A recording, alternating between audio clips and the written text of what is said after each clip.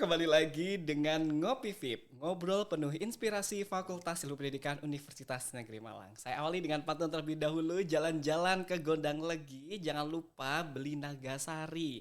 Kita kembali lagi pada ngobrol penuh inspirasi Fakultas Ilmu Pendidikan Universitas Negeri Malang. Baik, Sobat VIP, di hari ini tentunya merupakan hari yang luar biasa. Kita kedatangan dengan narasumber yang juga penuh luar biasa karena beliau adalah salah satu peneliti dan kolaborasi dari luar negeri. Siapa lagi kalau tidak bintang tamu luar biasa kita di sebelah kanan saya. Nah, kita perkenalan dulu. Halo, selamat pagi. Selamat pagi. Selamat datang di Ngopi VIP. Nah, ini beliau adalah Ibu Dr. Rahmawati MPD. Mohon dikenalkan dulu Bu Rara kepada para sobat VIP. Oke, halo, selamat pagi. Saya Dr. Rahmawati MPD, biasa disapa dengan Bu Rara. Nah, kali ini kita akan bersama dalam Ngopi VIP, ngobrol penuh inspirasi dengan host yang luar biasa yaitu Mas Hasan Argadinata.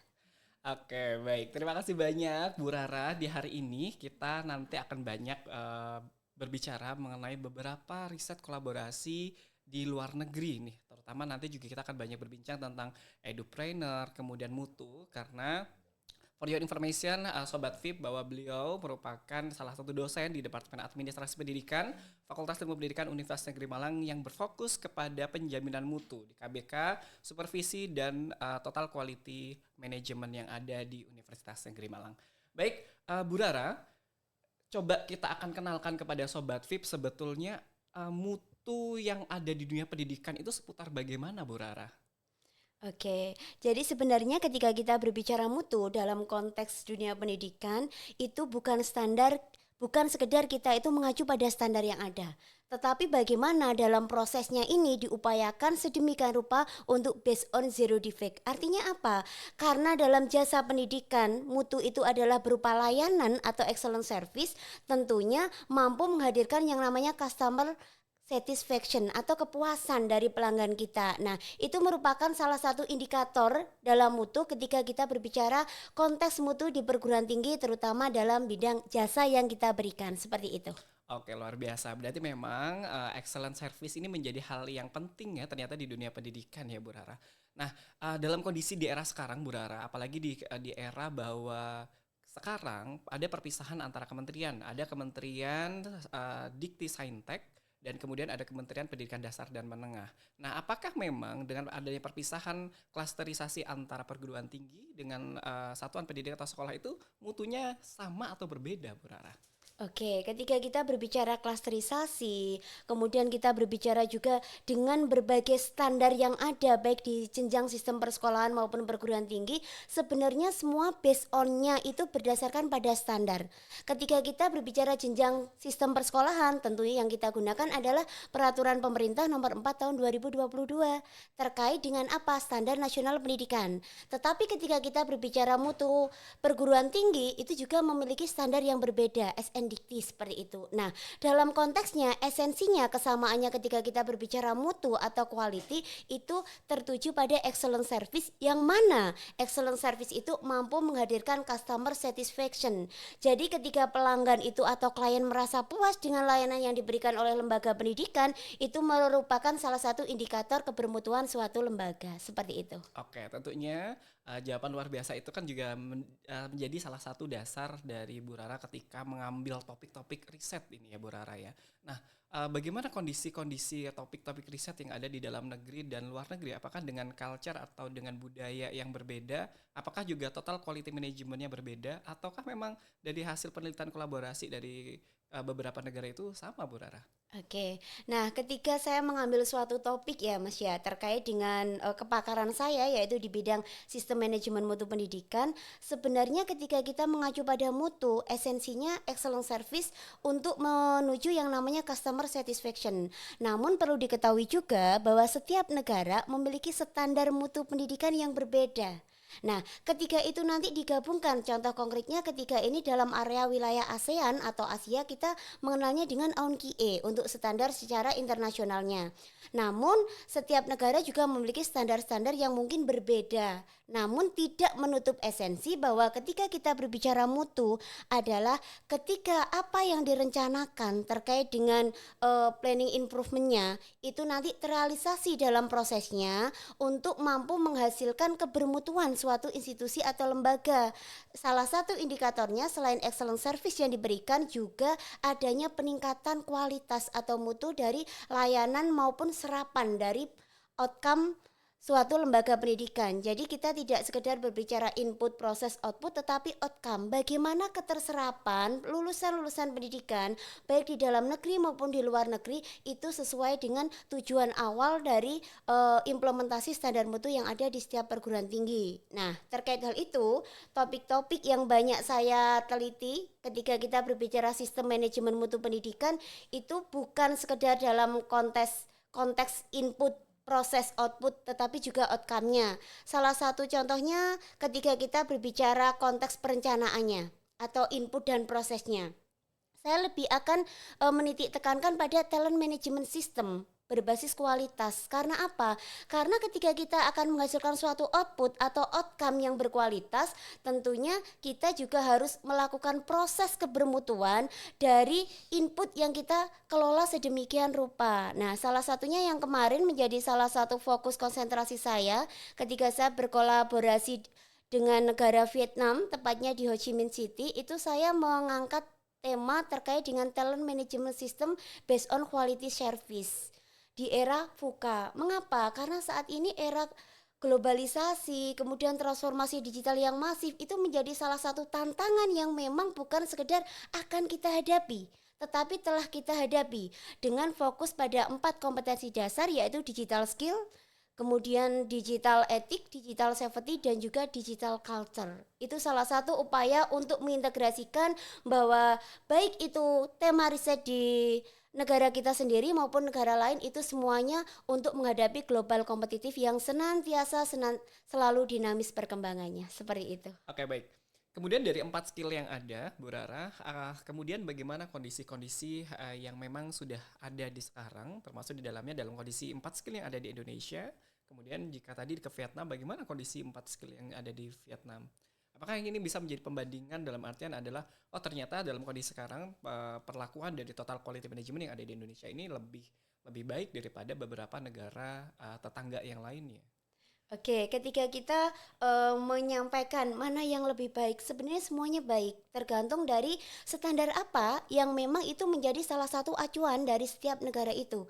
Ketika saya berbicara TQM, Total Quality Management dalam konteks dunia pendidikan di Indonesia, saya rasa upaya-upaya pemerintah terkait dengan adanya standarisasi, adanya akreditasi, dan seluruh proses yang semuanya saat ini terintegrasi dengan digitalisasi sistem itu sudah menunjukkan indikator baik. Nah, tetapi tidak menutup kemungkinan baik itu di Vietnam, di Laos, ataupun di negara-negara lain yang menjadi salah satu kolaborator dalam riset-riset saya, itu bagi negaranya juga bisa dikatakan baik. Karena apa? Karena setiap negara memiliki standar yang berbeda. Jadi esensi kebaikan, kebermutuan itu kembali lagi ke standar apa yang digunakan sebagai salah satu perwujudan proses untuk kebermutuan dalam mencapai lulusan yang diinginkan, seperti itu. Oke, luar biasa sekali tentunya dari hasil kolaborasi riset yang dilakukan oleh Bu Rara di beberapa negara, terutama di fokus kepada total quality management. Bu Rara, kami ingin tahu juga sebetulnya dalam kondisi sekarang dari fokus di total quality management, dampak apa yang sekiranya sudah bisa dirasakan di satuan pendidikan atau di sekolah atau mungkin peserta didik atau pengelola lembaga pendidikan yang memang ini menjadi salah satu acuan dan pijakan, oh arah nih ketika saya nanti ingin melakukan sesuatu perbaikan menjadi sekolah saya lebih unggul, maka inilah yang harus saya lakukan atau kami lakukan. Oke, yang pertama langkah awal yang pasti harus didasarkan pada yang namanya standar mutu. Karena ketika kita berbicara standar itu kan baku. Ketika belum memenuhi standar berarti harus ada nih beberapa hal yang perlu dilakukan perbaikan. Ketika sudah memenuhi standar tidak terhenti sampai di situ, tetapi bagaimana ketika standar-standar yang sudah dipenuhi itu mampu untuk senantiasa dikembangkan. Karena berkaca bahwa kehidupan itu dinamis. dinamisasi, kemudian tuntutan global ini menjadi hal yang memang harus kita hadapi. Dan ini mau tidak mau ini menjadi salah satu nurturan efek ketika kita berbicara bagaimana terkait dengan peningkatan kualitas pendidikan. Nah, ketika saya berkaca di Indonesia dengan banyaknya upaya, piranti dan sebagainya terkait dengan total quality management, standar mutu, proses dan sebagainya, apalagi semuanya saat ini sudah terintegrasi VUCA ya, transformasi digital yang masif, itu saya rasa itu sebagai upaya karena esensinya baik itu bagi pengelola lembaga pendidikan maupun bagi regulator kebijakan. Ketika kita berbicara kualitas itu esensinya kita mengacu kepada ketika diri kita sudah bisa memberikan contoh, kita bisa merepresentasikan diri kita ini berkualitas, saya rasa itu nanti menjadi nurturan efek untuk memberikan suatu inspirasi bagi orang lain untuk berkualitas. Based on dasarnya kembali lagi ke standar yang digunakan itu, seperti itu. Oke. Apakah kita bisa tahu Bu Rara beberapa rumusan-rumusan seperti plan, do, check, act untuk yang dalam artian ini sebagai salah satu rumusan bagi satuan pendidikan untuk memenuhi standar tadi, bahwa pastinya tentunya di setiap lembaga, baik di kalau di perguruan tinggi ada ban PT atau sekarang di satuan pendidikan ada ban PDM, itu kan punya standar nih. Bagaimana menyiapkan itu sebelum masa keunggulan atau akreditasi di satuan pendidikan bisa terpenuhi dengan salah satu tahapan, mungkin dengan uh, uh, plan, do, check, act atau dengan yang lainnya. Oke, ketika kita berbicara akreditasi itu sebenarnya hanya salah satu tools, hanya salah satu piranti untuk mengukur kebermutuan dari segi pengelolaan. Nah, berdasar dengan kriteria-kriteria ya kalau kita berbicara dalam konteks perguruan tinggi. Sedangkan kita berbicara standar berbasis SNP itu ketika kita berbicara jenjang satuan pendidikan. Nah, esensinya saya yakin bahwa seluruh lembaga pendidikan di Indonesia ini sudah menerapkan POAK atau plan kemudian do, check, and act. Tetapi dalam prosesnya itu nanti seperti apa, tentunya harus ada dalam rumusan rencana strategis. Dan saya yakin seluruh lembaga pendidikan di Indonesia sudah memiliki perencanaan. Nah, bagaimana ketika rencana yang sudah ada, itu dalam implementasinya, dalam prosesnya itu juga dilaksanakan.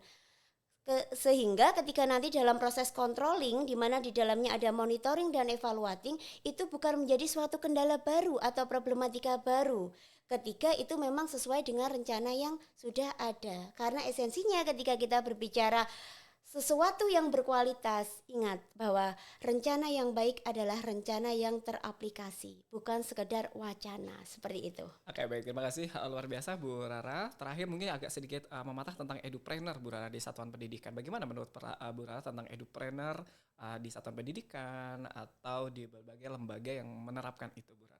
Oke, terkait dengan edupreneur ini adalah sesuatu hal yang luar biasa ya. Karena saat ini ketika kita berbicara 4 kompetensi digital itu, edupreneur menjadi salah satu insight yang besar. Karena apa? Ini lebih kepada bagaimana menumbuh kembangkan talent management dari setiap individunya ini. Nah, kebetulan saya fokus terhadap riset ini dengan adanya trilogi. Yang pertama, education entrepreneurship atau kita sebut edupreneur.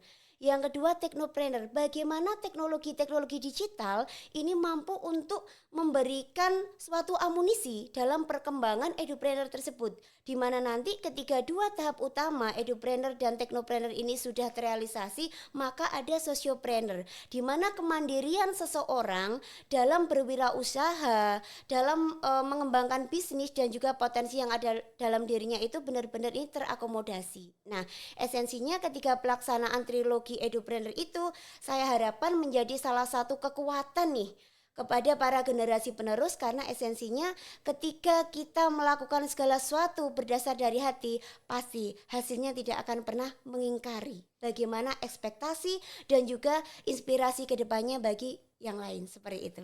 Luar biasa, terima kasih banyak Bu Rara sudah sharing bersama tentang banyak hal terutama bagaimana sebetulnya total quality management baik secara lokal, nasional, dan juga internasional, kemudian sudut pandang tentang edupreneur. Ini akan menjadi hal atau motivasi untuk Sobat Fit tentunya untuk bagaimana lebih tahu, lebih dalam, dan lebih mengetahui mengenai topik-topik di skala nasional maupun internasional. Baik, sebelum ditutup kami ingin mohon berkenan Bu Rara bisa menyampaikan beberapa kesan atau sharing kepada teman-teman atau Sobat VIP tentang mengenai kepakaran atau keahlian atau hal-hal apapun yang nanti bisa di-sharingkan kepada teman-teman atau Sobat VIP. Silakan Bu Rara. Oke, terima kasih Mas Hasan. Jadi esensinya ketika kita akan memberikan sesuatu kontribusi, tolong semuanya harus didasarkan pada hati. Ketika hati teman-teman ini tulus, maka kebaikan semesta tidak akan pernah pupus. Dan ketika kita ingin menjadi seseorang yang berkualitas, minimal lakukan 3 hal. Yang pertama, be the first. Jadilah yang pertama. Ketika teman-teman tidak bisa menjadi yang pertama, maka jadilah yang berbeda. Ketika yang pertama dan berbeda tidak bisa untuk dilakukan, maka be the best for everything. Karena esensinya, apapun yang teman-teman miliki saat ini, apapun yang kita harapkan saat ini, semuanya ketika kita semuanya bermuara dari hati kita, pasti nanti insight kebaikan dengan berprinsip pada mengerjakan segala sesuatu dengan sungguh-sungguh untuk menuju kebermutuan sesuai yang kita harapkan, itu menjadi salah satu nuturan efek yang luar biasa bagi kehidupan kita kelak. Tetaplah membaik dan jangan pernah menunda berbuat baik. Oke, luar biasa. Terima kasih banyak Bu Rara ya sudah memberikan banyak sekali insight dan motivasi, semangat dan juga ilmu baru kepada kami tentunya. Dan sekali lagi Sobat VIP, nanti kita akan banyak juga berbincang dengan narasumber-narasumber yang lebih hebat, lebih banyak inspirasi dan lebih banyak dapat income, insight dan juga motivasi tinggi. Tentunya jangan sampai lupa terus ikuti dan update informasi terbaru melalui podcast Ngopi, ngobrol penuh inspirasi Fakultas Ilmu Pendidikan. Sampai jumpa.